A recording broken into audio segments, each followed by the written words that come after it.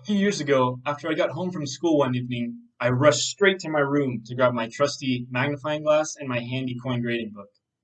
My dad had just bought a bag of miscellaneous coins off Craigslist for $50, and I was eager to rummage through them. The cloth bag was placed on the clean marble table, and with every audible clink of the coins, I grew more excited at the prospect of reviewing these coins and perhaps even unveiling a valuable one. About a half hour into the inspection, I picked up a detailed yet dark 1909 Indian head cent. Nothing particularly special. Viewing it under powerful magnification, I held it close enough to my face to sense the signature aroma of the old copper. I examined its obverse, or its heads, and saw a left-facing woman uh, wearing a headband labeled Liberty, as well as a headband with a crown of feathers. Turning it over to the reverse, I noticed the beautifully designed wreath and ribbon bow. At this point, I was just about ready to move on to the next coin, as I've seen many Indian head cents just like this. I gave it one final glance, but suddenly my eyes stopped. I spotted a peculiar bump at the bottom of the dark reverse. Angling the coin to the light, I was able to see what looked like a small S. Upon this discovery, my heart started racing, and my hands began trembling. I could not believe it. I ran to my dad to tell him of what just had happened, but I struggled to breathe and form complete sentences. Okay, you're probably thinking, why is this kid hyperventilating over an S on a penny?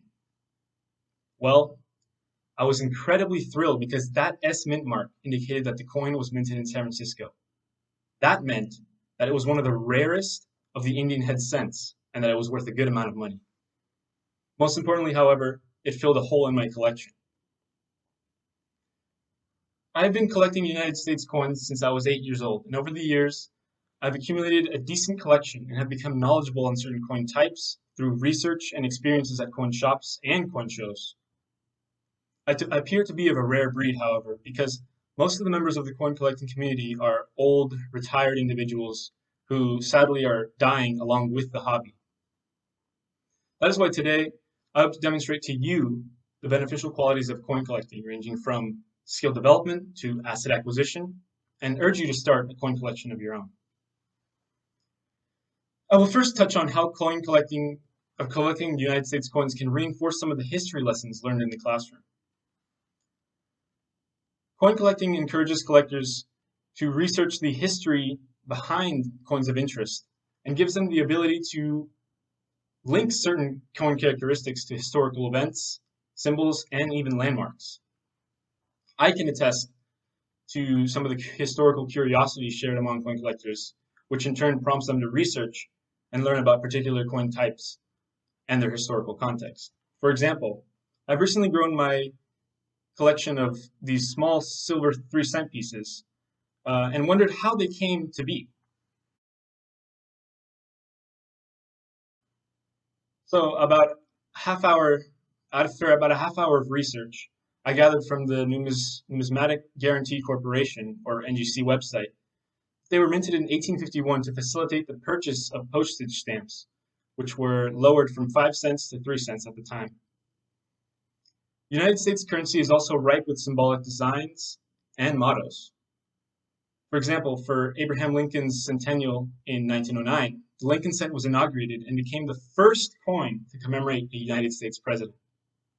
Many previous coins had only demonstrated various iterations of Lady Liberty, so the Lincoln cent really set a precedent for coin design, as many presidents such as Thomas Jefferson and John F. Kennedy have been on coins since then.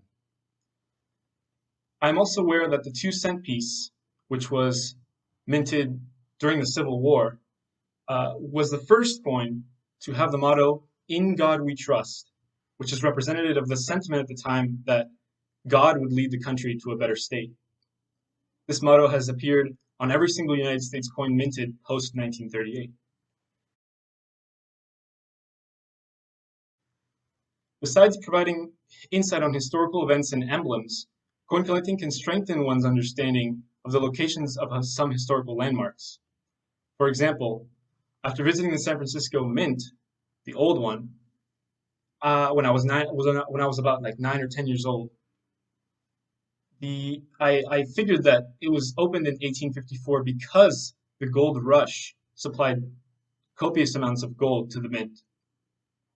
Similarly, the Carson City Mint was introduced in 1870 after the discovery of the Comstock Lode, which was a large mountain range in Nevada that was filled with silver ore.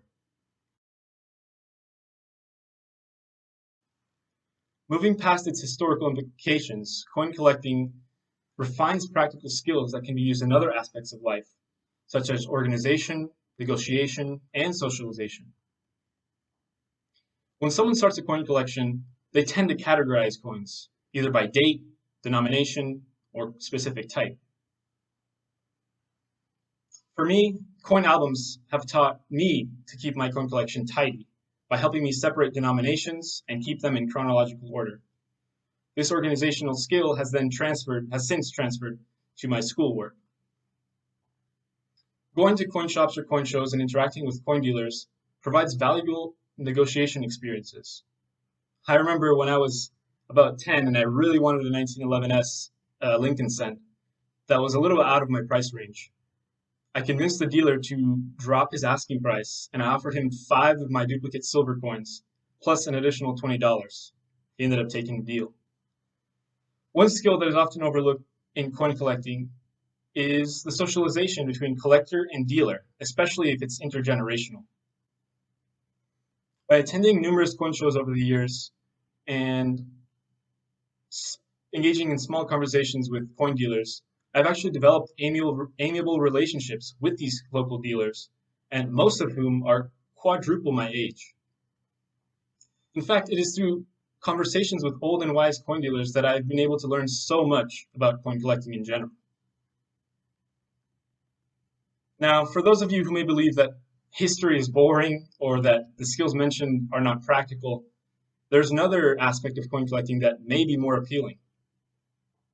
Of course, as with many other collections, coin collections are investments. Something that separates coin collecting, however, from any other ordinary investment is that it is low risk and high reward. This is because in the current market structure, coins do not dramatically fluctuate in value. There is also potential for a great return on a small initial investment, such as the instance that I described at the beginning of the speech, in which one single coin more than quintupled my initial investment. Coin collecting gives collectors the opportunity to diversify their assets with tangible artifacts, which I'm sure you have heard diversifying assets as being beneficial. According to the book What Color Are Your Assets by numismatist Lawrence D. Goldberg, coins will always be worth at least their melt value because the metals they are composed of remain in demand. This, however, cannot be said of investments like stocks, virtual currency, or even paper currency. In conclusion, although coin collecting may appear mundane and boring, it actually gives coin collectors historical knowledge, enriching experiences, and investment opportunities, which is why more young people should pick up coin collecting. If you think that starting a collection is challenging, that is simply not the case. I suggest you begin a collection in the same ways I did.